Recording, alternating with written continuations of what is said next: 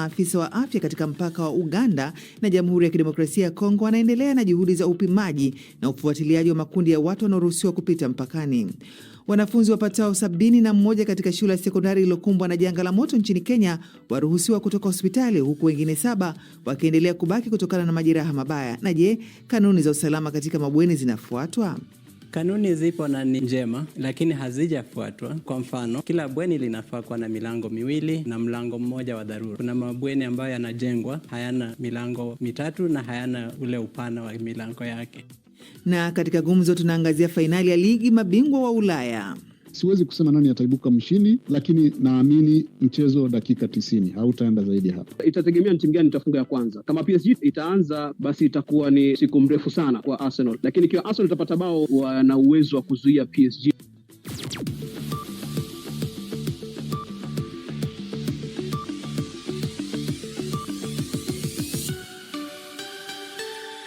Kwanza ni muktasari wa habari za ulimwengu na Sarafina Robi, karibu.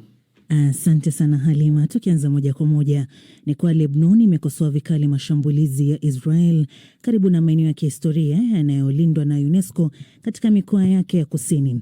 Katika chapisho la mtandao wa kijamii, Waziri Mkuu Nawaf Salam anasema hakuna kitu kinachoweza kuhalalisha mashambulizi yanayoendelea katika mikoa ya Tiro na Nabati na uharibifu wa maeneo ya kihistoria. Israel imeendeleza mashambulizi yake hadi mji mkuu wa Lebanon, Beirut, ikisema inalenga Hezbollah. Kundi hilo linaloungwa mkono na Iran limeitaka serikali ya Lebanon kusitisha mazungumzo na Israel. Mkuu wa shirika la afya duniani amesema Ebola inaweza kukomeshwa alipotua katika mji mkuu wa Kongo Kinshasa kabla ya kufanya ziara katika maeneo yaliyoathirika. Tedros Ghebreyesus alitoa wito kwa pande zinazopigana mashariki mwa nchi hiyo kulikoathirika sana kutangaza kusitisha mapigano ili kuwaruhusu wahudumu wa afya kuingia. Leo Ijumaa atasafiri hadi mkoa wa kaskazini mashariki wa Ituri ambapo mlipuko huo ulianza. Umoja wa Mataifa umeiongeza Israel na Urusi kwenye orodha ya mataifa yaliyotekeleza uhalifu unaohusiana na unyanyasaji wa kingono katika migogoro. Zaidi na Florian Kaijage. Katika ripoti inayotolewa kila mwaka ya mwaka 2025, Katibu Mkuu wa Umoja wa Mataifa Antonio Guterres anasema amethibitisha matukio mengi ya ghasia kama hizo yaliyotekelezwa na jeshi la Israel, polisi au maafisa wa magereza dhidi ya watu 31 kutoka Gaza na Ukingo wa Magharibi uliotwaliwa kimabavu, wakiwemo watoto. Walijumuisha ubakaji wa magenge na kupigwa risasi sehemu za siri. Israel, ambayo inaungana na Hamas kwenye orodha hiyo, imejibu kwa hasira kujumuishwa kwake, ikikanusha madai hayo. Hapo awali, balozi wake katika Umoja wa Mataifa alisema mawasiliano yote na Guterres yatasitishwa. Kuhusu Urusi, ripoti hiyo inasema vikosi vyake vilifanya ukiukwaji mkubwa nchini Ukraine, ikiwa ni pamoja na ubakaji na kutumia umeme kuwadhuru watu. Urusi haijatoa kauli yoyote. Na mamlaka za Kenya zinachunguza kilichosababisha moto uliowaua wanafunzi 16 katika shule ya bweni katika mji wa Rift Valley wa Gilgil ulio kilomita 120 kaskazini magharibi mwa mji mkuu Nairobi. Zaidi ya watoto wengine 70 walijeruhiwa walipokuwa wakikimbia. Baadhi ya walionusurika wanasema muda uliochukuliwa kuvunja mlango wa bweni lilofungwa uliwapunguzia kasi ya kuondoka katika bweni hilo.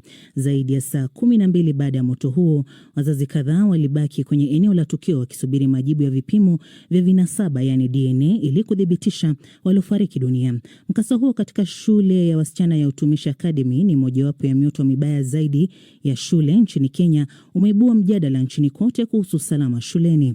Hii ni BBC. Muktasari wa habari za ulimwengu umesomwa na Sarafina Robi. Matangazo haya pia yanapatikana kupitia YouTube na Facebook katika bbcswahili.com. Tunapatikana pia kupitia redio wa shirika. Ukiwa Jamhuri ya Kidemokrasia ya Kongo, tunasikika kupitia Lizard Radio na Radio Muungano Beni. Uganda tusikilize kupitia Radio Muhabura na Voice of Karamoja. Kenya, Nyota FM, Manedo FM na County FM. Tanzania kupitia Radio Kwizera, Radio One na Radio Free Africa. Mimi ni Halima Nyanza, karibu. Maafisa wa afya katika mpaka wa Mpondwe kati ya Uganda na Jamhuri ya Kidemokrasia ya Kongo wanasema wataendelea na juhudi za upimaji na ufuatiliaji wa kundi la watu wanaoruhusiwa kuingia nchini Uganda, wakiwemo wafanyakazi wa timu ya kushughulikia ugonjwa wa Ebola pamoja na malori ya kubeba bidhaa. Uganda imefunga kwa muda mipaka yote na Jamhuri ya Kidemokrasia ya Kongo ili kuzuia kusambaa kwa ugonjwa huo. Ripoti kamili na mwandishi wetu Shuaibu Ibrahim kutoka Mpondwe. Katika mkutano wa pamoja uliowajumuisha wadau mbalimbali wakiwemo maafisa wa Shirika la Afya Duniani pamoja na Shirika la Madaktari Wasio na Mipaka, wafanyakazi wa sekta ya afya katika mpaka wa Mpondwe wameeleza kuwa wameongeza maradufu jitihada za kupima na kufuatilia watu wanaoruhusiwa kuingia nchini Uganda kutokea nchini DRC. Kwa sasa Uganda imefunga kwa muda mipaka yake yote kwa wasafiri wengi, ikiruhusu tu safari muhimu kama ilivyoelekezwa na serikali. Hata hivyo, maafisa wa afya walikiri kuwa utekelezaji wa vikwazo hivyo bado ni changamoto, hasa katika jamii ya mpakani yenye shughuli nyingi ambapo wakazi wengi wamezoea kuvuka mara kwa mara. Afisa wa afya wa wilaya ya Kasese, Daktari Amani Bwambale, amesema mamlaka zinafanyia kazi kwa karibu na vyombo vya usalama pamoja na viongozi wa jamii ili kuboresha ufuatiliaji na kuhakikisha wananchi wanazingatia masharti yaliyowekwa. Ni vizuri kwamba katika mkutano huu pia tulikuwa na viongozi na wafanyabiashara, na mjumbe wa rais amewaagiza kuhakikisha wafanyabiashara wanahamasishwa kuhusu masuala haya. Wanapaswa kufahamu kwa nini vikwazo hivi vyote vimewekwa na wanapaswa kuvitii. Wakati huo huo, mkurugenzi mkuu wa kituo cha kudhibiti na kuzuia magonjwa barani Afrika CDC, Jean Kaseya, amesema juhudi zinaendelea kutengeneza chanjo ya aina ya Ebola ya Bundibujo ambayo hadi kufikia sasa haina chanjo iliyoidhinishwa. Shuaib Ibrahim.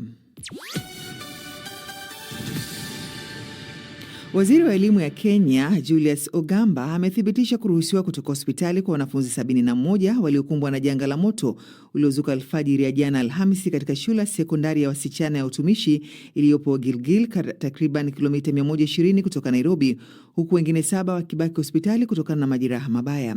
Ron Clifford amezungumza na Dr. Emmanuel Manyasa, mkurugenzi mtendaji wa asasi isiyo ya kiserikali ya Usawa Agenda inayohusika na utafiti na utetezi wa usawa na haki katika sekta ya elimu. Kwanza anaelezea iwapo kanuni za usalama katika mabweni zinafuatwa.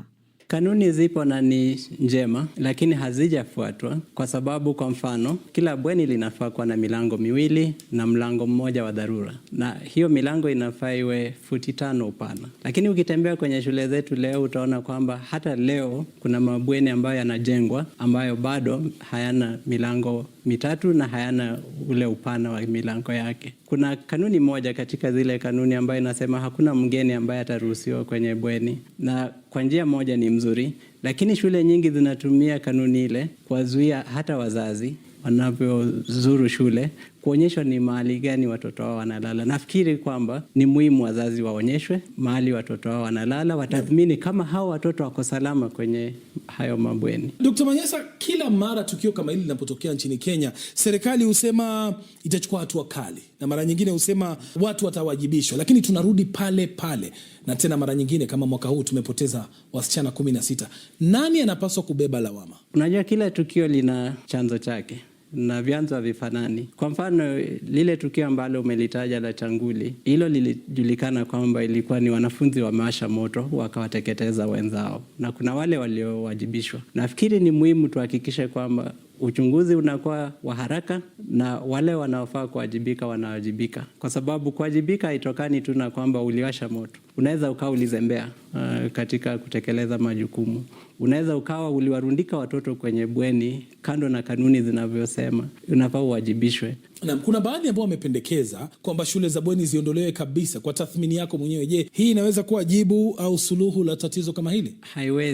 Haiwezi kwa sababu shule za bweni zina sababu yake. Kuna sehemu za taifa hili letu ambako watoto hawawezi wakasoma shule za kutwa, sababu za kiusalama, kwa sababu ya mwendo kati ya shule na maboma wanakotoka watoto. Lakini la muhimu niseme hivi, saizi tatizo letu kuhusu usalama wa watoto ni kubwa zaidi ya shule za bweni. Kwenye media saizi ukiangalia utaona kuna watoto wengi tu wanashikwa wakitoka shuleni wakielekea nyumbani, wengine wasichana wanabakwa kisha wanauawa. Tunapozungumzia changamoto hizo, serikali ya Kenya inapaswa kufanya nini kuhakikisha kwamba wasichana wako salama na kwamba hatupati visa kama hivi tena? Serikali ionyeshe kwamba inaweza ikawaadhibu wale wote ambao watapatikana na hatia. Ni mkurugenzi mtendaji wa asasi isiyo ya kiserikali ya Usawa Agenda, Dr. Emmanuel Manyasa, kama alivyozungumza na Ron Clifford.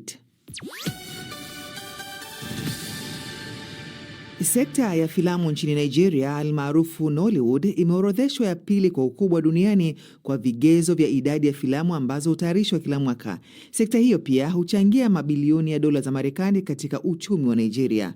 Na sasa watayarishaji wa filamu kutoka mji wa Kano, kaskazini mwa Nigeria, wameanzisha mpango wa kuuza filamu zenye maudhui ya utamaduni za jamii ya Hausa, wakiziita Kannywood. Je, ni upi mustakabali wa filamu hizi kuuza kote duniani? Leila Mohamed na taarifa zaidi. Unaifahamu Hollywood? Je, Bollywood au hata Nollywood? Sio. Na je, umewahi kusikia kuihusu Kannywood? Sasa, Kannywood ndiyo kitengo kipya cha utayarishaji wa filamu nchini Nigeria na kote duniani. Chimbuko la jina hilo ni kaskazini mwa Nigeria katika mji wa Kano. Filamu hizi huandaliwa kwa lugha ya Hausa ambayo inazungumzwa na takriban watu milioni 80 katika eneo zima la kati na magharibi mwa bara Afrika. Kundi hili la vijana ambao ni watayarishaji wa filamu lina azimio moja na moja pekee: kusambaza filamu za Kannywood kote duniani. Na ili kufanikisha ndoto yao ya kuwavutia watazamaji kutoka matabaka mbalimbali duniani, imewabidi kufanya mambo yao kwa njia tofauti kabisa. Tumejumuisha kwa makusudi baadhi ya masuala kadhaa ambayo kwa kawaida utayaona kwenye filamu za kawaida za Hausa. Kilichochangia uamuzi huo ni utafiti tuliofanya ambao umeonyesha kwamba ni sharti kujumuisha masuala fulani ikiwa tunataka kuwavutia watazamaji wa kimataifa. Watayarishaji filamu wanachapisha maudhui yenye misimamo mikali inayofuatiliwa na jamii ya Hausa ambayo ina idadi kubwa ya Waislamu, ila kwa mipaka fulani. Azma kuu ni kufikia kiwango cha Nollywood kabla ya kusambaa kote duniani.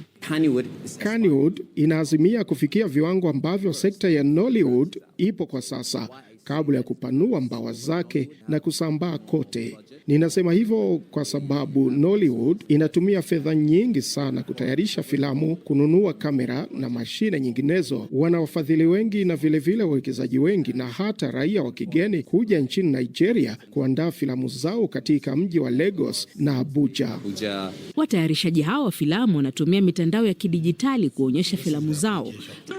Wote wanatumia maandishi ya Kiingereza na Kiarabu kwenye filamu zao kwa ajili ya kuwapa ufahamu watazamaji wasiozungumza Kihausa. Mtandao huu utawapa watayarishaji wengi wa filamu za Kihausa nafasi ya kuonyesha kazi zao. Kwa hivyo tungependa kushirikiana na watayarishaji filamu kutoka kaskazini mwa Nigeria na kuonyesha filamu zao. Kutoka hapo tuna nafasi kubwa ya kusambaa kote duniani. Wana matumaini kwamba sekta hiyo yenye uwezo wa kuzalisha mabilioni ya dola za Kimarekani itaiweka nchi ya Nigeria katika nafasi bora duniani ambapo watazamaji watafurahia burudani na kupata kujua kwa undani utamaduni wa jamii husika. Na sasa ni michezo na Floren Kaijage. Asante sana Halima. Tuanzie kule nchini Morocco ambako fainali za vijana za Afrika kwa walio na chini ya umri wa miaka 17 zinaendelea kutimua vumbi. Timu mbili zitakazocheza katika hatua robo ya fainali siku ya Jumanne Juni 2 zimefahamika. Moja ni Tanzania ambayo imeichapa Misri katika changamoto ya mikwaju ya penalti 4-3 baada ya kutoka sare ya bila kufungana. Pia Senegal wakatinga fainali kwa kuwavua ubingwa wenyeji Morocco kwa changamoto ya mikwaju ya penalti 7-6 baada ya pambano dakika 90 kumalizika kwa sare ya goli 1-1. Ikikumbushia pia ile Morocco ya wakubwa na Senegal. Tukibakia katika soka lakini sasa barani Ulaya, kesho ndio kesho kama wasemavyo wahenga, si maana elekejiwe kuanzia saa 1 usiku Afrika Mashariki. Arsenal ya England itakabiliana na PSG ya Ufaransa katika fainali ya ligi mabingwa Ulaya huko Budapest, Hungary katika dimba la Puskás. Tajua kwamba timu zote mbili ni mabingwa katika nchi zao, England na Ufaransa. Na Arsenal inacheza kwa mara ya kwanza fainali baada ya miaka 20 ikitafuta kuja kwa ubingwa huo kwa mara ya kwanza. Katika tennis, fainali za mchezo wa French Open kwa wanaume mchezaji mmoja mmoja sasa zinaonekana hazina mwenyewe kufuatia kutupwa nje kwa kinara wa ubora duniani Jannik Sinner, raia wa Italia, bila kutarajiwa alipochapwa na Juan Manuel Serrondo, raia wa Argentina, anayeshika nafasi ya 56 kwa ubora. Katika miaka ya karibuni mchezo wa tennis ulionekana kama unatabirika kutokana na kutawaliwa na wachezaji wakubwa wawili, Sinner na Carlos Alcaraz, raia wa Hispania anayeshika nafasi ya pili kwa ubora, ambao wametoa mataji 9 ya hivi karibuni huko akipambana katika fainali mara 3. Alcaraz ashiriki French Open mara hii kutokana na majeraha ya mkono. Na Lionel Messi atawaongoza mabingwa watetezi Argentina akiwa nahodha katika fainali za 6 za kombe la dunia zinazoanza kutimua vumbi Juni 11, Marekani na Canada na Mexico mwaka huu. Yeye anakuwa mchezaji ambaye anacheza fainali za 6 pamoja na Cristiano Ronaldo. Shukran Kajage.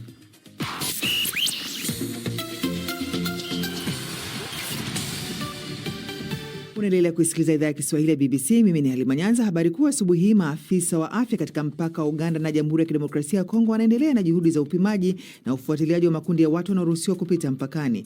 Na katika gumzo tunaangazia fainali ya ligi ya mabingwa Ulaya. Hii ni BBC. Imetimia saa 12 na dakika 16 katika baadhi ya maeneo ya Afrika ya Kati.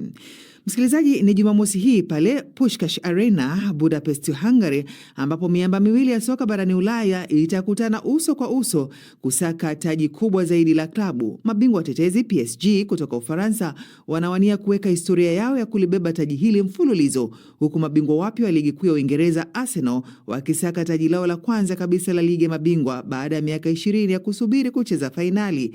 Na katika kuchambua mchezo huu katika gumzo hii leo, niko na mwandishi wa BBC wa masuala michezo Peter Musembi akiwa jijini London, pamoja na mchambuzi wa michezo Abdullah Ahmed kutoka Kenya, ambaye nimemuuliza kwanza anadhani kikosi hiki cha Mikel Arteta kimejizatiti kuhimili kishindo cha fainali ya Ulaya au uzoefu wa PSG wakiwa mabingwa watetezi utawabeba. Nadhani unaweza angalia pande mbili. Kwanza ulivyomalizia kwamba uzoefu wa PSG, manake kwa muda wamekuwa wakilitafuta ili taji la UEFA Champions League na hatimaye msimu uliopita walifanikiwa kushinda, na hiyo iliwapatia uzoefu, na pia ukiangalia vile walifika kwenye utepe na mwisho wakapita, inamaanisha kwamba ule uoga ulikuwa umewatoka, na pia ilikuwa timu bora nadhani barani Ulaya msimu uliopita kulingana na jinsi walivyocheza na matokeo ambayo waliandikisha hasa katika fainali kuitandika Inter mabao 5 bila jibu katika uwanja wa Allianz Arena. Kwa hiyo kuonesha kwamba walionyesha ule ubabe wao katika soka barani Ulaya. Upande wa Arsenal wamekuwa wakijaribu angalau kufika hadi fainali. Miaka 20 iliyopita ni miaka mingi sana ukiangalia.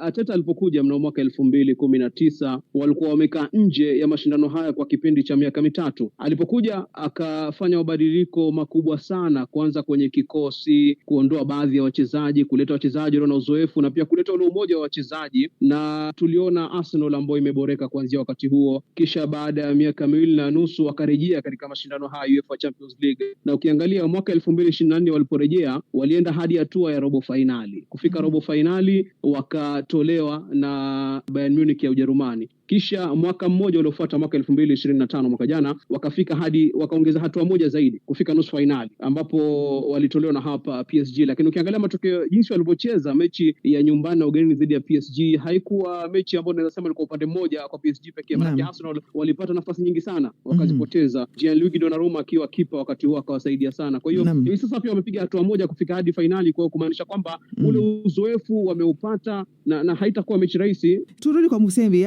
PSG walipata njia ngumu sana kufika Budapest. Walimaliza nafasi ya 11 kwenye ligi, wakapita mtoano mapema dhidi ya Monaco na nusura watolewe na Bayern Munich kwenye nusu finali. Sasa je, ugumu huu uliwaandaa kwa imara zaidi au wamechoka mwili ukilinganisha na Arsenal walioweka rekodi ya kushinda mechi zote 8 za mwanzo? Kama tukauliza wao watasema cha muhimu zaidi ni kujikuta kwenye fainali. Msimu uliopita walifika kwenye nusu fainali na wao ndio watoa Arsenal. Sasa hilo lazima wanaliwaza uliuliza Halima, kwa sababu wanaona mbele wanakutana na timu ambayo imetoka kushinda ubingwa wa ligi kuu ya England baada ya miaka 22, lakini pia Arsenal ni kwamba ndio waliofunga magoli mengi zaidi msimu huu kwenye ligi ya klabu bingwa Ulaya. Nadhani magoli 44, na ikiwa watafunga kwenye mechi hiyo, washinde wasishinde, nadhani wao watakuwa wamevunja rekodi iliyopo ya magoli mengi zaidi katika msimu mmoja wa ligi ya klabu bingwa Ulaya. Kwa hiyo PSG watakuja na ubabe na uzoefu wao wa kufanya vyema katika ligi hii miaka ya huko nyuma. Inawezekana sio kipindi hiki, lakini muhimu kwao watasema tuko kwenye fainali na ni kujitoa kabisa kupambana na Arsenal. Abula, je, pambano hili litaamuliwa kwenye ngome ya ulinzi ya Arsenal ama kwenye ubunifu wa viungo vya PSG kama vile Vitinha? pande zote mbili zitakuwa na umuhimu sana, maanake ukiangalia PSG wana ubora sasa katika safu ya mashambulizi kwenda mbele, wamekuwa wakifunga mabao ya kila aina, lakini Arsenal, sifa moja ambayo Arsenal imejipatia msimu huu ni kwamba ngome yao ni vigumu sana kuipenya. Katika mechi ambazo wamecheza ni mabao 6 pekee wamefungwa katika mashindano haya msimu huu, na ukiangalia ngome ambayo imeweka clean sheets nyingi zaidi katika mashindano ya UEFA Champions League msimu. Kwa hiyo itaangaliwa iwapo Arsenal ngome yao itafanikiwa kuizuia safu ya mashambulizi ya PSG, na si rahisi, maana nazungumzia Richard Kvaratskhelia ambaye amefunga bao 10 na kutoa assist 6 katika mechi ambazo amecheza 15 za UEFA Champions League msimu huu. Namzungumzia Ousmane Dembele ambaye ndiye mchezaji bora, alipata Ballon d'Or baada ya kushamiri msimu uliopita, na vile vile Desire Doué ambaye pia ni miongoni mwa mawinga hatari sana katika soka barani Ulaya. Kwa hiyo itakuwa vigumu kwa Arsenal, lakini wana ule umoja na wameonyesha si katika UEFA pekee bali pia katika ligi kuu ya soka nchini England kwamba wana uwezo wa kuzuia. Kwa hiyo kwa Arsenal hii mechi ni kuzuia hatari kutoka kwa shambulizi ya PSG, lakini ukiangalia moja kwa moja kwa PSG ina silaha nyingi sana za kuadhibu. Kuna vita ya wachezaji wenye medali za Olympic uwanjani Musembi. Nahodha wa PSG Marquinhos anasaka rekodi ya kuwa nahodha wa kwanza kubeba mataji mawili mfululizo tangu Sergio Ramos mwaka 2018, huku Arsenal wakiwa na Gabriel Jesus na Martinelli. Je, njaa nyota hawa Brazil itaamua mchezo huu? Na sio wachezaji peke yake ambao wanataka waongeze idadi ya mataji au mafanikio waliowahi kupata, na hata na makocha wao. Mfano huyu wa kocha wa PSG Luis Enrique, yeye naye anataka aingie kwenye orodha ya makocha ambao huko nyuma wamewahi kushinda mataji ya Ulaya mara 3, na si wengi, atakuwa ni 5 kwa sababu watangulizi wake yupo Carlo Ancelotti, Pep Guardiola, Bob Pele na Zidane. Sasa yeye akishinda hili atakuwa ni 5. Tuseme si wachezaji peke yake wanaotaka kuongeza mataji walionayo na kujipa sifa, na makocha pia wanataka. Kumbuka huyu kocha wa Arsenal Arteta, mara ya mwisho walipocheza fainali yeye alikuwa ni mchezaji katika Arsenal, kocha wao, meneja wao wakati huo akiwa ni Arsene Wenger. Sasa yeye safari hii anataka abadilishe mambo na sifa ya Arsenal. Kwa hiyo wachezaji na vile vile mameneja sifa zote wanazitaka. Hapa nyumbani Afrika Mashariki, Abula, mashabiki wamegawanyika sana. Wapo wanaotaka kuona Arsenal wakikamilisha dabu ya historia msimu huu, na wale wanaona PSG bado ndio mfalme. Unadhani ni klabu gani yenye washabiki zaidi kanda hii kuelekea mechi hii, na kwa nini?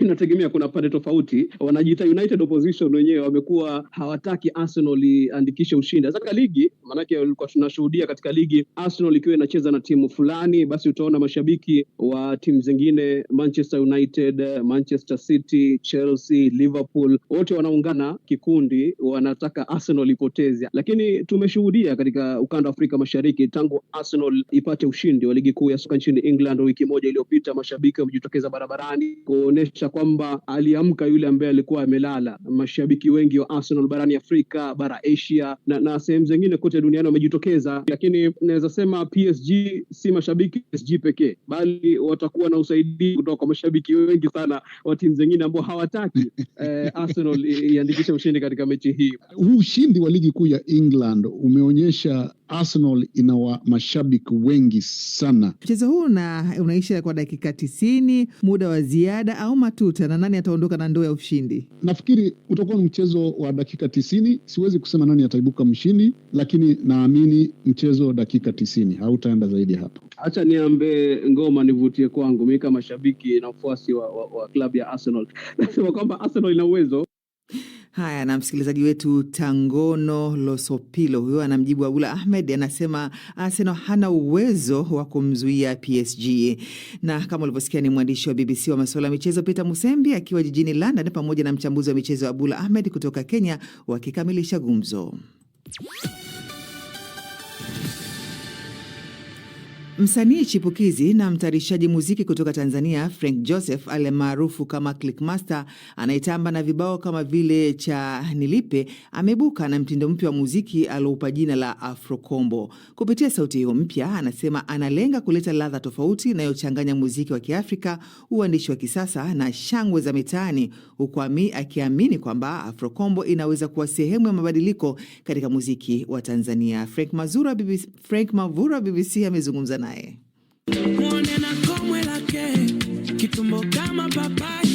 Katika ulimwengu wa muziki wa Tanzania, wasanii wengi huingia wakifuata mitindo iliyopo tayari, lakini wengine huamua kuunda njia zao wenyewe. Kutoka Dar es Salaam, kijana mmoja ameibuka na sauti mpya ya muziki anayoiita Afrokombo. Frank Joseph maarufu kama Clickmaster, msanii chipukizi na pia mtayarishaji wa muziki huo, anausema ni mchanganyiko wa hisia, uhalisia wa mitaani na ladha ya Kiafrika ya kizazi kipya. Afrokombo namaanisha kwamba ni aina ya muziki kama tunavyosema amapiano, kama tunavyosema sebene, kama tunavyosema reggae. Nimeamua kuchukua saundi mbalimbali na kuziunganisha kwa pamoja. Mwone na komwe lake kitumbo kama papai. Mpaka sasa Clickmaster ameshatoa nyimbo 2 katika mtindo huo mpya, nyimbo ambazo amesema zimekuwa mwanzo wa safari yake ya kuitambulisha Afrokombo kwa hadhira ya Tanzania na nje ya mipaka yake. Lakini kuanzisha mtindo mpya wa muziki si kazi rahisi. Asilimia kubwa ya wasanii wanaipenda sound kiukweli na wanaona kabisa inafanya vizuri, ila nahisi kama bado hawana imani nayo. Najua watu wamekaa mguu pande. Changamoto ambayo naipitia kwanza ni hiyo, lakini ya pili ambayo kiukweli iliniumiza kidogo ni kwamba najua sound ya Afrokombo ilivyotoka afu ikafanya vizuri, kuna baadhi ya wasanii walikuwa wanaogopa kuifanya maybe hata remix kutokana na kwamba kuna zile watu anatembelea upepo wadogo na nini. Clickmaster ndoto yake si tu kuwa msanii maarufu, bali kuacha alama katika muziki wa Tanzania kwa kuanzisha sauti itakayoweza kutambulika kimataifa. Naiona ikienda mbali sana kwa sababu yani hii ni sound ambayo inapendwa. Nikisema inapendwa sana kwa sababu ni sound fulani ya kitofauti. Alafu yani ukisikia ni mtu yote kwanza anaweza kucheza huu muziki, unajua. Mzee au kijana au mtoto. Plani zangu ni kufanya na wasanii wa Tanzania hapa, lakini pia nje ya Tanzania ili kuupushi huu muziki ambao tumeanzisha, kwa sababu Afrokombo ikiwa kubwa pia ni heshima kwa nchi yetu. Huenda Afrokombo ikawa jaribio jingine la kizazi kipya cha wasanii wa Tanzania kutafuta utambulisho wao wa kipekee duniani.